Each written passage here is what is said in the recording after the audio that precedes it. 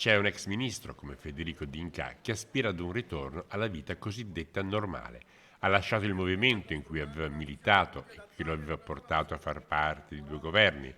Non si è ricandidato alle ultime politiche, ma è ancora oggetto di tutela da parte delle forze dell'ordine, una cui rappresentante sindacale ha stilato un comunicato stampa che lo tocca. Interpellato, con garbo ma con fermezza, ci ha detto di non voler commentare, che quel che aveva da dire lo ha detto e che ora chiede solo di tornare alla sua vita normale, uscendo dal servizio di protezione. Il punto in realtà quindi non è lui, ma gli organici, e lo stesso sindacato sembra infatti fare un mezzo passo indietro. Allora, innanzitutto mi sia consentito dire che il nostro intervento non è stato contro qualcosa o contro qualcuno. Abbiamo colto l'occasione che ha dato l'intervista al ministro D'Inca, l'ex ministro D'Inca, per sottolineare ancora una volta, come da anni stiamo facendo, come la questione degli organici sia una questione assolutamente attuale e mai tramontata.